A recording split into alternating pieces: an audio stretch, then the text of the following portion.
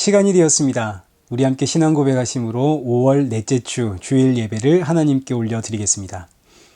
전능하사 천지를 만드신 하나님 아버지를 내가 믿사오며 그 외아들 우리 주 예수 그리스도를 믿사오니 이는 성령으로 잉태하사 동정녀 마리아에게 나시고 본디오 빌라도에게 고난을 받으사 십자가에 못 박혀 죽으시고 장사한 지 사흘 만에 죽은 자 가운데서 다시 살아나시며 하늘에 오르사 전능하신 하나님 우편에 앉아 계시다가 저리로서 산자와 죽은 자를 심판하러 오시리라. 성령을 믿사오며 거룩한 공예와 성도가 서로 교통하는 것과 죄를 사하여 주시는 것과 몸이 다시 사는 것과 영원히 사는 것을 믿사옵나이다. 아멘. 교동문 제65번입니다.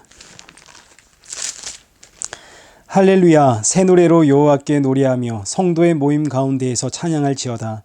이스라엘은 자기를 지으신 이로 말미암아 즐거워하며 시온의 주민은 그들의 왕으로 말미암아 즐거워할지어다. 춤추며 그의 이름을 찬양하며 소고와 수금으로 그를 찬양할지어다. 여호와께서는 자기 백성을 기뻐하시며 겸손한 자를 구원으로 아름답게 하심이로다. 성도들은 영광 중에 즐거워하며 그들의 침상에서 기쁨으로 노래할지어다. 그들의 입에는 하나님에 대한 찬양이 있고 그들의 손에는 두날 가진 칼이 있도다. 이것으로 문나라에 보수하며 민족들을 벌하며 그들의 왕들은 사슬로 그들의 귀인은 철고랑으로 결박하고 기록한 판결대로 그들에게 시행할지로다. 이런 영광은 그의 모든 성도에게 있도다. 할렐루야. 우리 찬송가 15장으로 우리 하나님 앞에 찬양 올려드리겠습니다. 찬송가 15장입니다.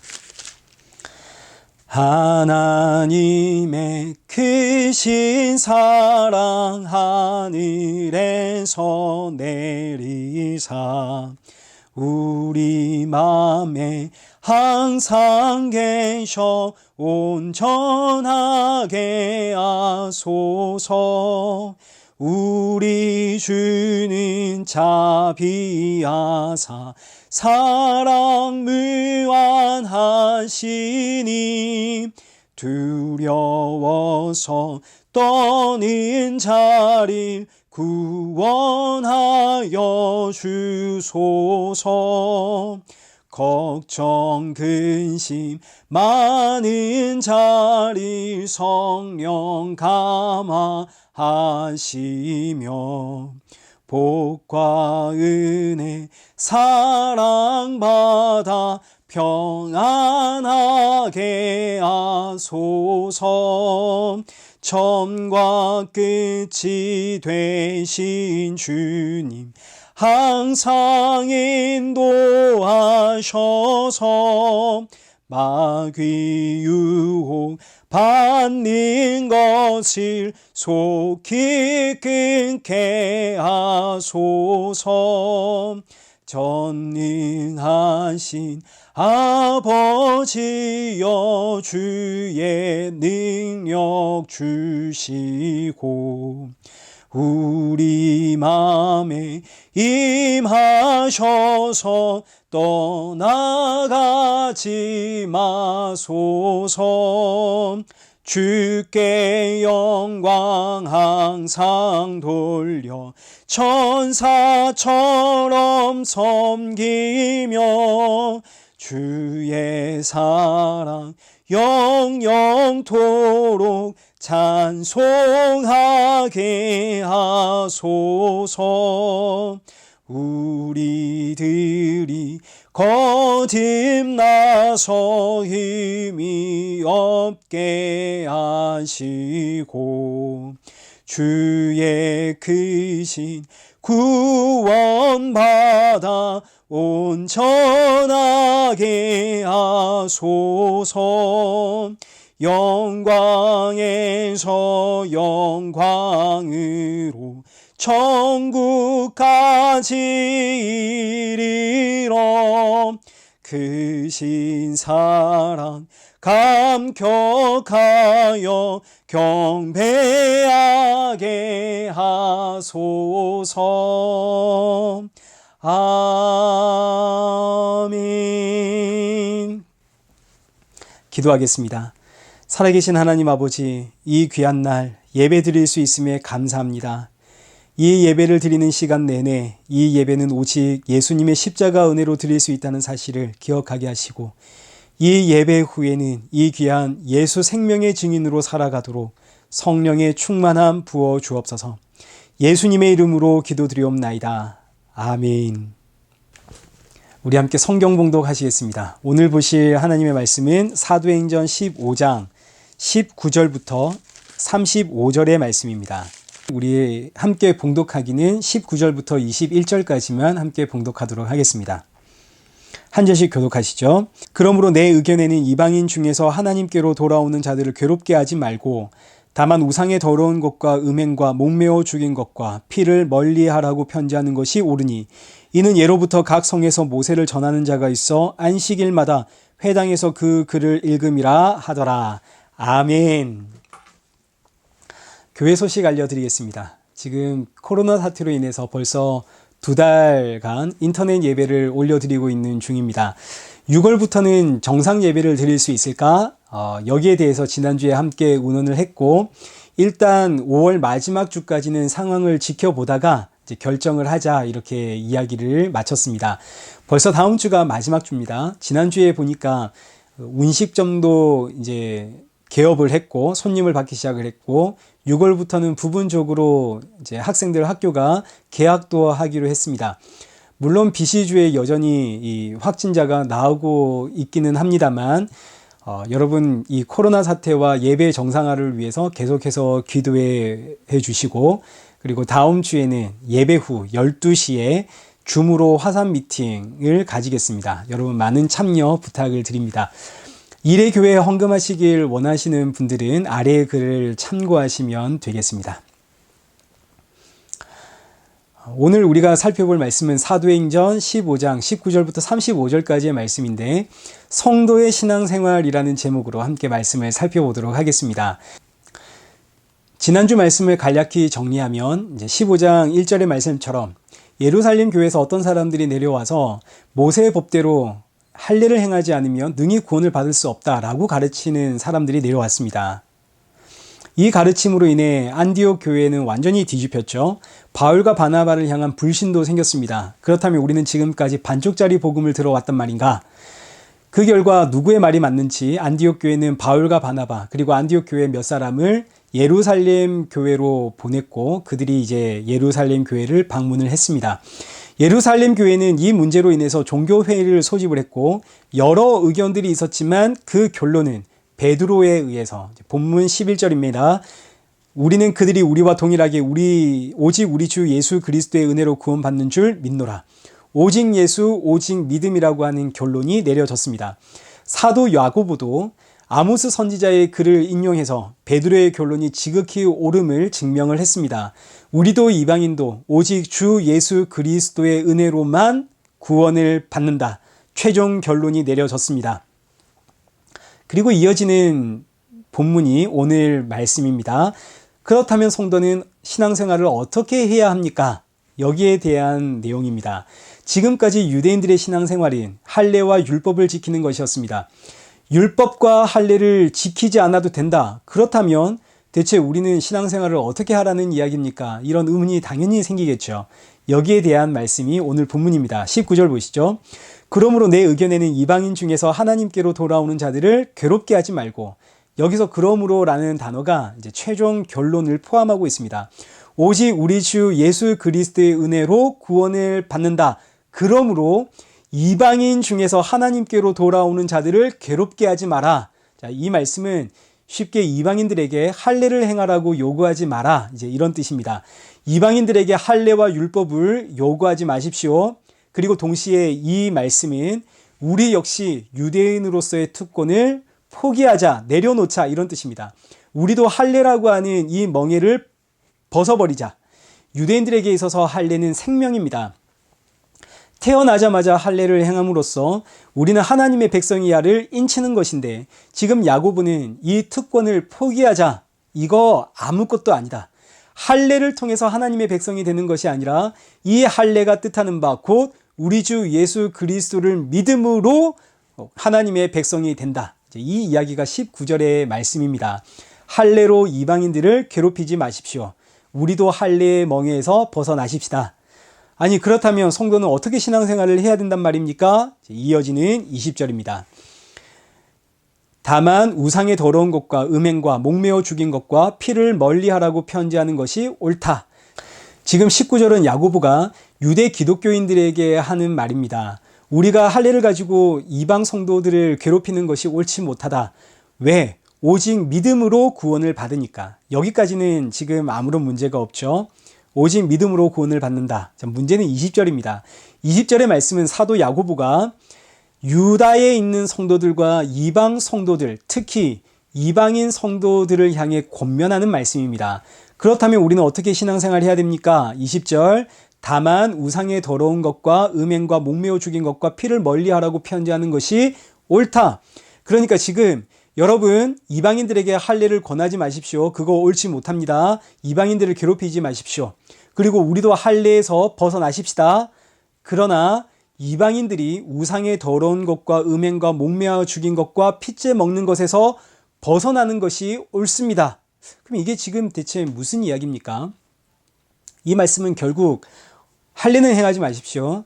그러나 율법은 지키십시오. 이런 이야기처럼 우리에게 들립니다. 그러나 사실 이런 이야기가 아닙니다. 지금 20절의 이 말씀은 성도가 어떻게 살아가야 하는지 그 신앙생활의 원리를 담고 있는 말씀입니다. 유대 성도들은 한평생을 율법을 붙잡고 율법에 매여 살아왔기 때문에 율법에서 자유한다는 것이 쉽지가 않습니다. 오직 예수님을 믿음으로 구원받는다는 사실은 너무너무 잘 알고 있지만 그럼에도 불구하고 여전히 율법의 삶을 지키며 살아오고 있습니다. 이건 그들 평생의 삶이고 문화였기 때문에 한순간에 뒤바뀌는 것이 아닙니다. 자, 그런데 반대로 이방 성도들은 평생을 자기 마음대로 살아왔습니다. 그런데 복음을 듣자 이 모든 것에서 죄에서의 자유함이 생겼습니다.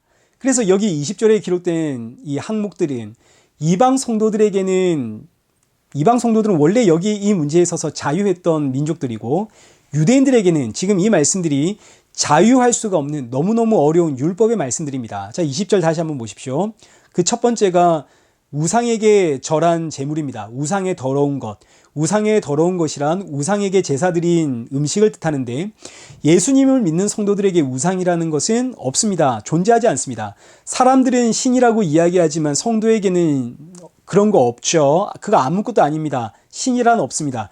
우리가 너무나 잘 알고 있기 때문에 유대 성도들도 이제 우상에게 드린 음식 그거 아무것도 아니라는 거 유대 성도들도 너무너무 잘 알고 있지만 그러나 유대 성도들은 이 음식을 먹을 수가 없습니다. 이건 그들이 자란 문화고 그리고 평생을 배워왔던 율법이기 때문에 알지만 안 되는 겁니다. 근데 반대로 이방 성도들은 원래도 우상에게 드린 음식을 잘 먹었지만 복음을 들은 후로는 더 잘 먹습니다. 이젠 이거 아무것도 아니라는 걸 너무나 잘 아니까요. 우상은 아무것도 아니니까 이거 우상에게 드린 음식이라고 말하지만 그거 아무것도 아니니까 하나님이 주신 음식이니까 감사함으로 받으면 되는 거죠. 자, 그럼 여기서 누가 힘들어할까요? 같은 교회 안에서 이방 성도와 유대 성도들이 신앙생활을 하고 있습니다. 이방 성도들은 우상에게 드린 제물, 제사 드린 음식 이거 아무것도 아니라는 것을 알기 때문에 너무너무 잘 먹습니다. 그러나 유대 성도들은 우상에게 드린 음식 이걸 먹지도 못할 뿐더러 그걸 먹고 있는 이방 성도들을 바라보는 것도 너무너무 힘듭니다. 그럼 이제 어떻게 해야 할까요? 서로 양보하고 서로 배려해야겠죠. 마찬가지 음행, 목매어 죽인 것, 피 흘린 것 이거 이방 성도들에게는 아무것도 아닙니다. 원래도 그렇게 살아왔고 예수님 믿기 전에도 그렇게 살아왔고 예수님 믿은 후에도 이거 아무것도 아니구나 여전히 똑같이 살아가고 있습니다. 그러나 유대 성도들에게는 너무너무 중요한 법이죠. 그래서 야고보가 하는 말이 여러분 서로 양보하십시오. 배려하십시오. 이 이야기를 지금 하고 있는 겁니다. 여러분이 가지고 있는 그 자유를 가지고 서로를 배려하십시오. 그래서 이어지는 21절의 말씀이 이는 예로부터 각 성에서 모세를 전하는 자가 있어 안식일마다 회당에서 그 글을 읽음이라 하더라. 이방인들의 여러 성에는 오래전부터 유대인들이 자리를 잡고 회당을 만들어서 모세의 법, 이 율법을 가르쳤고 배우고 그렇게 살았습니다. 유대인들은 이방 어디를 가든지 회당을 지어서 모세 율법을 배우고 살아왔기 때문에 유대인들은 우상에게 바쳐진 음식, 목매어 죽인 음식, 피 흘리는 음식 이런 거는 절대 먹지를 않습니다. 근데 복음을 전한다는 이 예수님을 믿는다는 이방 성도들을 보니까 세상에 그들은 우상에게 바쳐진 음식도 너무너무 잘 먹고 목매어 죽인 음식도 잘 먹고 피가 흐르는 음식도 잘 먹습니다. 그러면서 유대인들에게 와서 여러분 예수님을 믿으십시오 이러니까 유대인들이 나는 네가 전하는 그런 예수는 죽었다 깨어나도 못 믿겠다. 믿을 수가 없다. 나는 너와 말도 섞지 않겠다. 아예 이 마음의 문을 닫아버릴 수도 있겠죠. 그래서 유대 성도와 이방인 성도들에게 성도의 신앙생활을 가르치는 그 원리에 대한 말씀이 오늘 본문 19절과 20절의 말씀입니다. 19절을 다시 한번 보십시오. 19절에서 유대 성도들이 포기한 게 뭡니까? 유대 성도들이 할례를 포기했습니다. 할례는 유대 성도들에게 목숨과 같은 겁니다. 유대인들에게. 목숨과 같은 할례를 포기했습니다. 무엇을 위해서 포기했나요? 온전한 복음 전파를 위해서, 오직 예수 그리스도를 위해서, 이 복음을 위해서 할례를 포기를 했습니다. 이방 성도들에게 할례를 더 이상 요구하지 않습니다. 그 유대인들이 지금 이방 성도들에게 부탁을 하는 게 뭐냐면 여러분 오직 예수님을 위해서 그 복음 증거를 위해서 여러분이 누리고 있는 그 자유를 절제해 주십시오. 포기해 주십시오. 여러분의 자유가 복음 전파의 걸림돌이 되지 않도록 여러분이 누리는 자유를 절제해 주십시오. 지금 이 이야기가 오늘 본문 20절의 말씀입니다. 사도 바울이 이 20절의 말씀을 가지고 어떻게 이제 정리하고 풀이를 하느냐면 고린도전서 8장 4절 한번 보십시오. 그러므로 우상의 제물을 먹는 일에 대하여는 우리가 우상은 세상에 아무것도 아니며 또한 하나님은 한 분밖에 없는 줄 아노라. 우상의 제물을 먹는 일에 대해 이건 아무것도 아닙니다. 우상의 제물은 먹어도 상관이 없다는 이야기죠. 그 우상이란 없으니까요. 우상의 제물 그거 먹어도 됩니다. 그래서 8절 보십시오. 음식은 우리를 하나님 앞에 내세우지 못하나니 우리가 먹지 않는다고 해서 더 못 사는 것도 아니요 먹는다고 해서 더 잘 사는 것도 아니니라. 그러니까 음식을 가지고 하나님은 우리에게 잘잘못을 따지지 않는다는 이야기입니다. 우리가 우상에게 바쳐진 음식을 먹었냐 먹지 않았냐 이걸 가지고 하나님은 심판하지 않는다는 이야기죠. 하나님의 심판의 기준은 오직 하나입니다. 그래서 너 안에 지금 예수 그리스도를 믿는 믿음이 있느냐? 예수님을 믿는 믿음이 심판의 기준이지 음식 이건 아무것도 아닙니다. 먹어도 됩니다. 그런데 9절 보십시오. 그런즉 너희의 자유가 믿음이 약한 자들에게 걸려 넘어지게 하는 것이 되지 않도록 조심해라.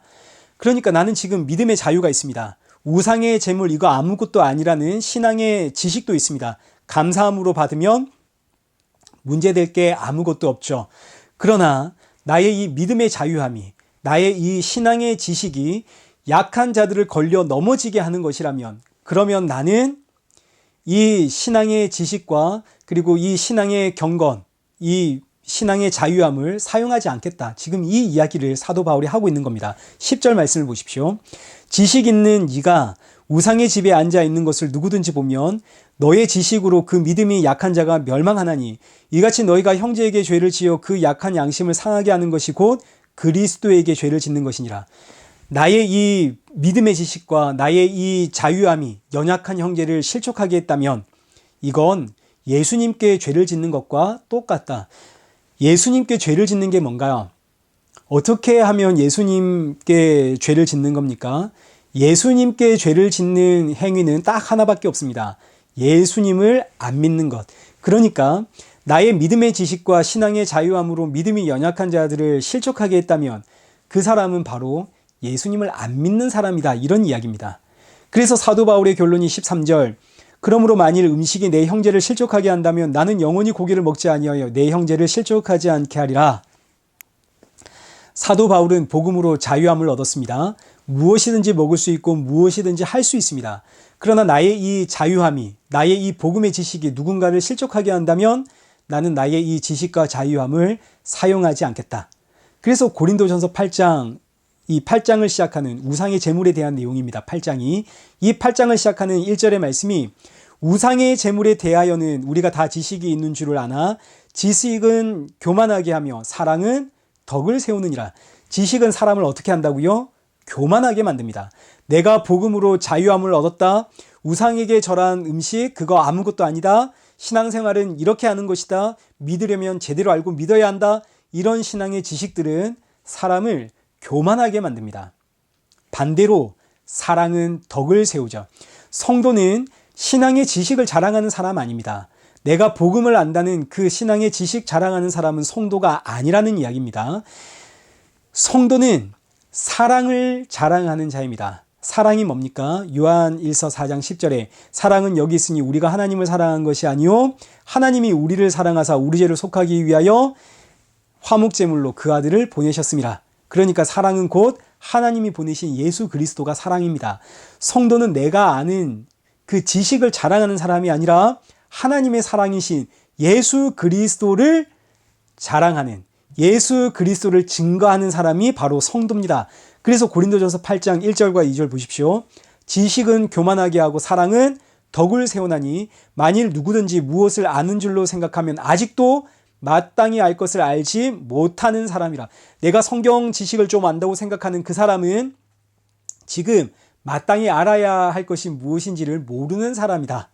마땅히 알아야 할 것이 뭡니까? 마땅히 알아야 할 것이란 바로 예수 그리스도입니다. 예수님을 알면 사랑이 나오지 지식이 나오는 것이 아닙니다. 그래서 예수 그리스도의 복음을 위하여 너희의 자유함을 사랑해라, 사용해라. 예수님의 사랑을 증거하기 위하여 너희의 자유함을 사용해라. 나는 이것도 할 수 있고 저것도 할 수 있고 그러나 이 자유를 복음 증거를 위한 것으로 사용을 해라. 이 갈라디아서 5장 13절 말씀 보십시오. 형제들아 너희가 자유를 위하여 부르심을 입었으나 그러나 그 자유로 육체의 기회를 삼지 말고 오직 사랑으로 서로 뭐 하라고요? 종노릇해라. 그러니까 우리가 받은 자유, 너가 받은 자유는 복음 증거의 걸림돌이 되는 자유가 되어서는 안 되고 하나님이 나에게 주신 이 자유는 내가 먹고 마시고 즐기기 위한 그런 자유가 절대 아닙니다. 예수님을 믿는 그 순간부터 성도는 나를 위해 사는 인생이 아니라 예수님을 위해 사는 인생입니다. 갈라디아서 2장 20절 내가 그리스도와 함께 십자가에 못 박혔나니 그런즉 이제는 내가 산 것이 아니요 오직 내 안에 그리스도께서 사시는 것이라. 그러니 이제 나에게 주어진 이 복음의 자유라고 하는 것은 나는 이제 무엇이든지 할 수 있어 이런 자유가 아니라 오직 예수 그리스도를 위한 자유, 복음 증거를 위한 자유입니다. 예전에는 복음을 증거할 수 없었던 인생입니다. 왜냐하면 죄와 사망에 매여 있었거든요. 그러나 이제는 그 죄와 사망에서 해방되어 자유함을 누리는 인생이 되었습니다. 이 자유를 가지고 이제는 마음껏 복음을 증거할 수 있는 인생이 되었죠. 이것이 바로 성도의 자유입니다. 이 자유를 가지고 복음 증거를 위하여 서로 기쁘게 종노릇하라. 고린도전서 10장 28절 보십시오. 누가 너희에게 이것이 재물이라 말하거든 알게 한 자와 그 양심을 위하여 먹지 마라. 내가 말한 양심은 너의 것이 아니요. 31절 그런즉 너희가 먹든지 마시든지 무엇을 하든지 다 하나님의 영광을 위하여 하라. 유대인에게나 헬라인에게나 하나님의 교회나 거치는 자가 되지 마라. 그러니 이제 야고보가 어떤 의미로 이방 교회에게 권면하고 있는지 여러분 다 이해가 되시죠? 다시 본문 사도행전 15장 20절 말씀 보십시오. 다만 우상의 더러운 것과 음행과 목매어 죽인 것과 피를 멀리하라 편지하는 것이 옳다. 지금 이 말씀은 여러분의 자유는 여러분을 위해 쓰는 자유가 아니라 복음을 위해 쓰는 자유입니다. 여러분의 자유가 복음의 걸림돌이 되지 않도록 사용하십시오. 연약하고 믿음이 없는 저 유대인들과 그리고 이방의 복음 전파를 위하여 여러분의 자유를 사용해 주십시오. 그러니까 성도가 지금 어떻게 신앙생활을 해야 하는지 그 원리를 지금 가르치는 말씀입니다. 근데 지금 이 말씀을 가지고 야 봐라 여기 성경을 봐라 우상에게 절한 음식 먹지 말라 그랬지 핏째 먹지 말라 그랬지 이렇게 따지라고 이렇게 법을 만들어서 지적하고 판단하라고 그렇게 우리에게 주신 말씀이 아닙니다. 근데 우리 눈에는 자꾸 이렇게 보이죠. 이 말씀을 우리가 받은 자유로 기꺼이 서로에게 종노릇하자 이런 권면의 말씀으로 받아야 되는데 이 말씀을 가지고 야 넌 왜 종노릇 안 하니? 너 왜 경건하게 안 사니? 이렇게 지적하고 정죄하고 있으면 그러면 안 된다는 이야기입니다. 자, 술, 담배를 못 끊는 성도가 있다고 하십시다. 술, 담배 문제가 됩니까? 안 됩니까? 성도의 이 신앙과 믿음 생활에 있어서 사실은 아무런 문제가 없습니다.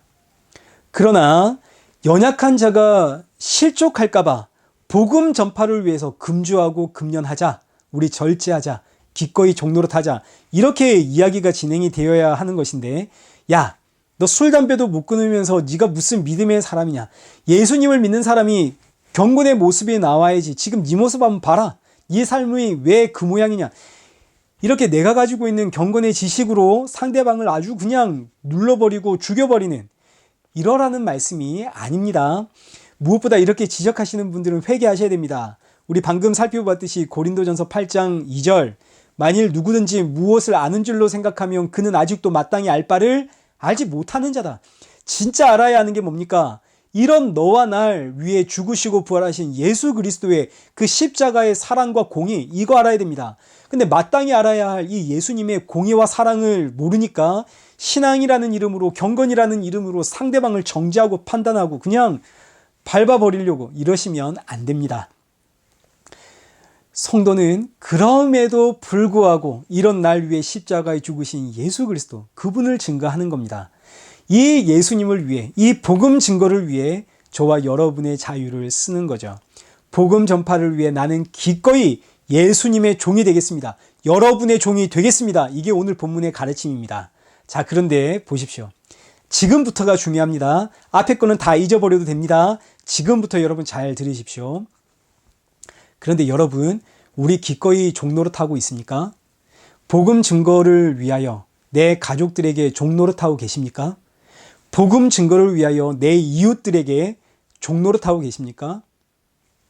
술, 담배를 못 끊는 분들 계시죠? 복음을 위해서 내가 끊어야지 하지만 못 끊는 분들이 계십니다. 그러니까 지금 이 말씀은 결국 우리에게 주신 자유로 우리는 기꺼이 서로의 종노릇하는 것이 옳습니다. 우리는 그렇게 신앙생활 해야 됩니다. 그런데 종노릇하려고 보니까 세상에 내 속에 깊이 뿌리 잡고 있는 나의 쾌락, 이 말초신경, 나의 기쁨, 나의 만족, 이걸 포기할 수가 없고 기꺼이 종노릇하려고 하다 보니까 저런 사람에게 내가 이렇게 해야 되나? 내 자존심이 허락하지 않습니다. 그래서 깨닫게 되는 게 뭡니까? 와, 나는 정말 답이 없는 죄인이구나. 우리는 이걸 깨닫게 되는 겁니다. 난 정말 한순간도 예수님을 위해 살아가지를 못하는 죄인이구나. 우리 이걸 깨닫게 되는 거죠. 그런데 이런 죄인인 나를 하나님의 백성이라 칭해 주시니 세상에 왜요? 이런 나를 위해 예수님이 피 흘리셨거든요. 그 예수님의 십자가의 보혈 때문에 나는 그래서 깨닫게 되는 것은 오직 예수뿐이네. 예수님만이 나의 유일한 소망이 되십니다. 성도는 결국 이것을 깨닫게 되어집니다. 이게 바로 성도의 신앙생활입니다. 성도의 신앙생활은 그래 우리 경건하게 살아보자, 종노릇하며 살자, 이게 아니라 성도의 신앙생활은 결국 내가 날마다 죄인이라는 사실을 깨닫게 되는 것. 나는 나의 유익, 나의 만족, 나의 쾌락, 나의 욕망 조금도 포기하지 못하는, 나의 자존심 내려놓질 못하는 나는 죄인입니다. 그래서 나는 예수님 말고는 할 말이 없습니다. 날마다 이것을 발견하고 깨닫는 삶이 바로 성도의 신앙 생활입니다. 이게 너무너무 중요한 겁니다. 이렇게 예루살렘 회의가 끝이 났습니다. 이제 모든 것이 정리가 되었죠. 예루살렘 교회는 이 모든 내용을 편지로 써서 안디옥 교회와 이방 교회로 보내게 되어집니다. 23절 이하에 기록된 것은 그 편지에 담겨 있는 편지의 내용들입니다.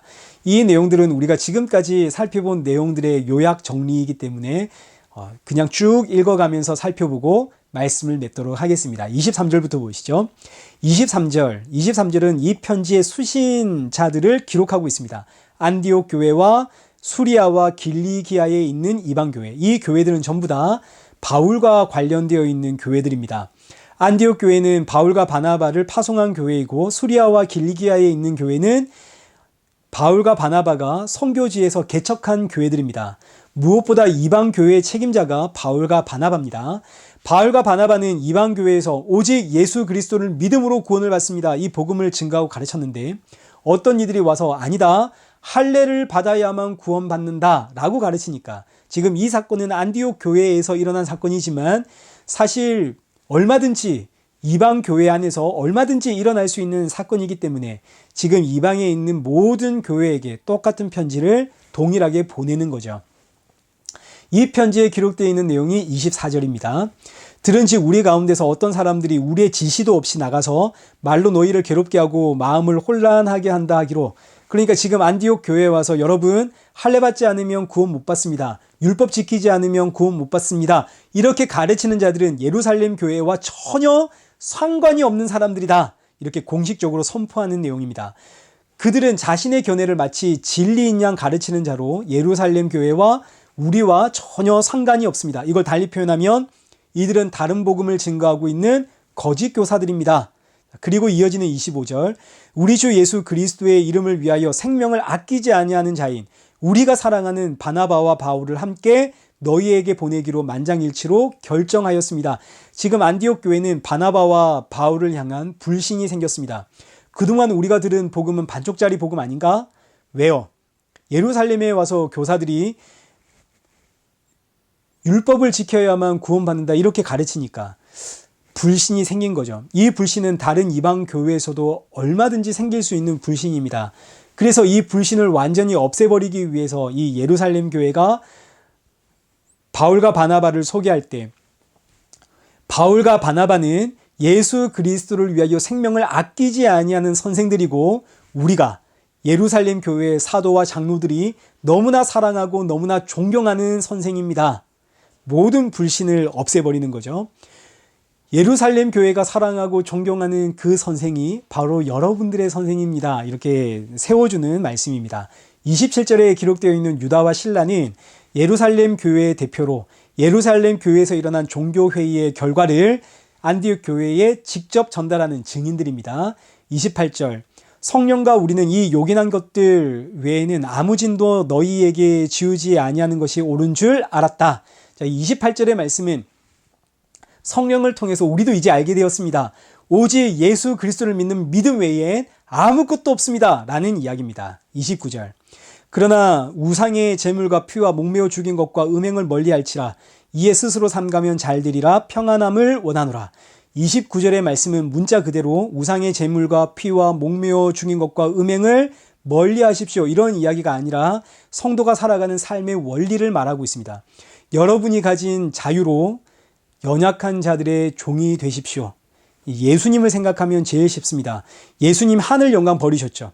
하나님이라는 그 자유를 버리시고 그 자유로 친히 자기를 비워 종의 형체를 가지사 죄인들을 위해 연약한 인생을 위해 자기를 낮추시고 십자가에 죽기까지 하셨습니다.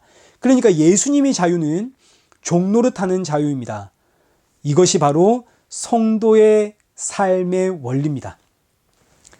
우리에게 주신 자유로 기꺼이 종 노릇하는 것. 갈라디아서 5장 13절, 그 자유로 육체의 기회를 삼지 말고 오직 사랑으로 서로 종 노릇하라. 우리는 우리의 것이 아닙니다. 이제는 나는 나를 위해 사는 인생이 아니라 예수님을 위해 사는 인생입니다. 그러니 나의 자유는 예수님을 위해 쓰는 자유. 이렇게 편지를 써서 이제 안디옥 교회에 보냈습니다. 본문 30절과 31절에서 이 편지를 받은 안디옥 교회는 너무너무 기뻐했습니다. 안디옥 교회가 이 편지를 통해서 너무너무 기뻐했다는 이야기는 이제 우리가 어떻게 살아야 하는지를 깨달았다는 이야기입니다. 아, 나에게 주신 자유는 나를 위해 쓰는 자유가 아니구나. 내가 받은 이 죄에서의 자유는 나는 이제 죄에서 자유했으니까 신난다. 이제 내 마음대로 살아야지. 아, 예수님만 믿으면 다 된다더라. 나 이제 예수님 믿었으니까 나 이제 내 마음대로 살아야지. 이런 자유가 아니라 성도의 자유는 죄에서 자유했기 때문에 죄에 사로잡힌 이들, 그들에게 복음 증거하기 위해서 이 복음의 걸림돌이 되지 않도록 그들을 위하여 기꺼이 종노릇하는 자유입니다. 안디옥 교회 성도들은 이 편지를 통해서 바로 이걸 깨달았다는 이야기입니다. 복음의 걸림돌이 되지 않도록, 형제들을 실족하지 않도록 나에게 주신 자유를 사용해야 되는구나. 아, 그렇구나. 그런데 그 다음에 이어서 깨닫게 되어지는 게 뭐라고요? 형제를 실족하지 않도록, 복음의 걸림돌이 되지 않도록 종노릇하며 살려고 해보니까 깨닫게 되어지는 것은 아, 나는 이렇게 못 사는구나. 난 진짜 죄인이구나. 한순간도 내 자존심을 내려놓지 못하고 정말 내 쾌락, 내 만족, 내 유익 이거 내려놓으려고 하니까 막 온몸이 벌벌 떨리는 나는 정말 답이 없는 죄인이구나. 예수님 외엔 그래서 나에겐 소망이 없구나. 이것이 바로 성경이 가르치는 궁극적인 성도의 신앙 생활입니다. 그래서 35절 이 사람들이 바울과 바나바에게 모였고 바울과 바나바는 이 안디옥에서 주의 말씀 오직 예수님 뿐이라는 이 말씀을 가르치더라. 여러분, 그래서 우리에게는 예수님 뿐입니다. 이 말씀을 가르쳤습니다. 자, 여기까지가 이제 바울의 1차 전도 여행이 마무리되어지는 사건입니다. 바울의 1차 전도 여행을 이제 마무리 짓는 이 사건은 성도에게 너무너무 중요한 신앙생활의 원리를 가르치고 있습니다. 신앙생활의 원리, 첫째, 성도는 오직 예수님을 믿는 믿음으로 구원을 받습니다. 예수님을 믿는 믿음 외에 다른 것은 아무것도 없습니다. 오직 믿음, 오직 예수. 이것이 성도의 신앙 제1법칙입니다. 이 말씀은 아무리 강조해도 부족합니다. 신앙의 제1법칙이 뭐라고요? 오직 예수, 오직 믿음.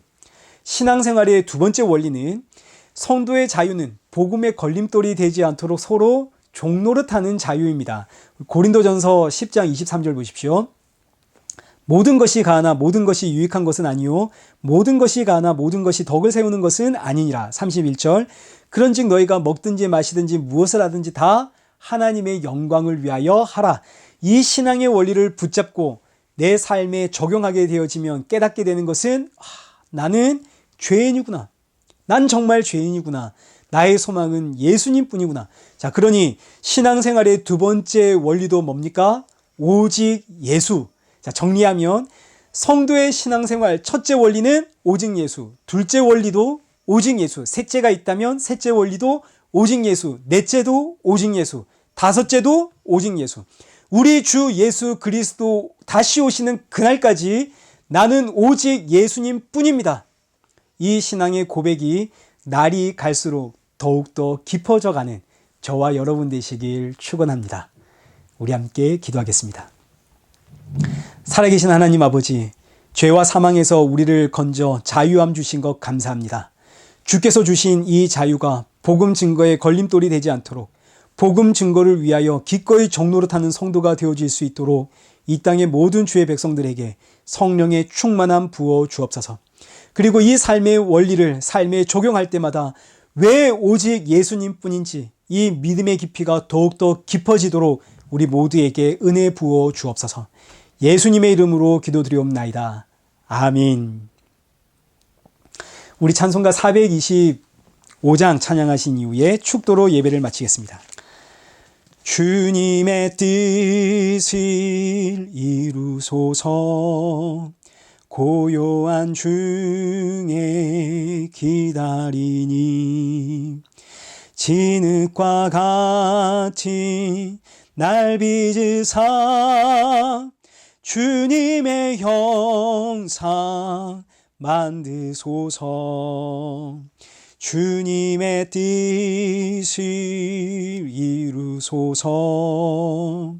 주님 발 앞에 엎드리니 나의 맘속을 살피시사 눈보다 위해 하옵소서.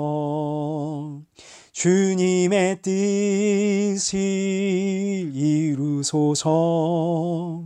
병들어 몸이 피곤할 때 권능의 손을 내게 펴사 강건케 하여 주옵소서. 주님의 뜻을 이루소서.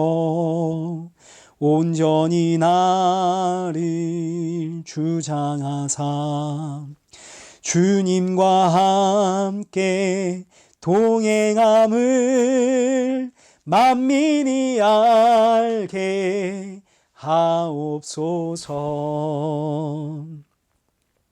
이제는 우리 주 예수 그리스도의 은혜와 성부 하나님의 크신 사랑과 성령 하나님의 위로교통 충만하심이 우리 주 예수 그리스도 다시 오실 그날 사모하며 복음의 증인으로 살아가는 우리 일회교회와 성도들과 온 세계 교회 머리 위에 이제로부터 영원토록 함께 있을지어다. 아멘.